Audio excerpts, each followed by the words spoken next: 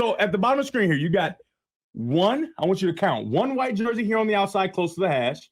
And then you have another white jersey standing right above the defensive end, right? So that's the two that are going to really be able to stop this bubble screen, right? And then you have a safety that's 10 yards back and backing, right? So think of that, 10 yards back and backing, right? His job is to defend the pass, right? So he's backing up from the start.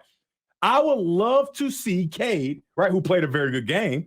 I would love to see him let it run a little bit, and you're going to see what I'm talking about. All right. Let it run. Pause it here. Gotcha. So I would love to see that ball in Cornelius's hands, right? This safety has no chance of stopping it, and we got 2 for 2. So essentially, we're 3-on-2 on the outside, and we have to take advantage of these opportunities when the defense presents them. See, I wonder on a play like this if they told him this is not a read, just hand it off. Well, I wonder if they told him that. Ronnie Bell is blocking his butt off.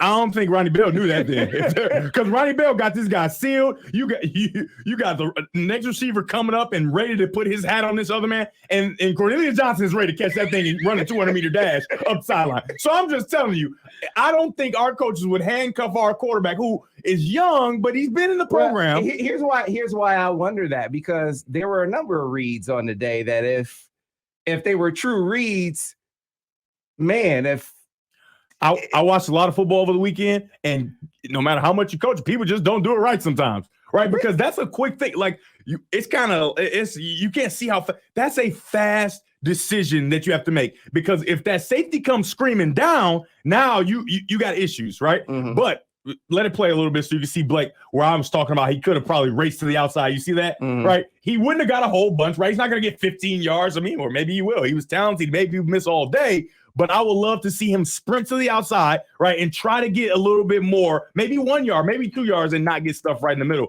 But this bottom of this screen, I'm pulling this ball out every day of the week and throwing this bubble screen and living with that.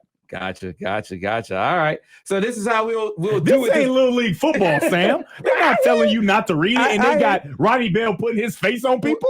Marky Mark said, I was just going to ask that question, talking about whether they took the read off. I was just going to ask that question because it didn't look like Cade ever kept the ball on zone reads and kept the ball to throw on RPO. So it just makes you think that maybe they said, hey, man, just straight make this a handoff. Now, I don't know the answer to that. I haven't asked them.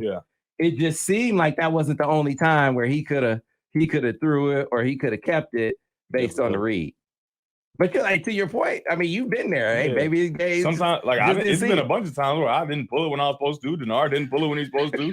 Didn't throw it. I mean, it just happens sometimes like that. You know, it just happens sometimes like that. Right. All right. And it happens so fast, right? So it's a split decision, and it's like you can't be iffy, because if you iffy, now you got fumbles, and now you got exchange issues. So you know.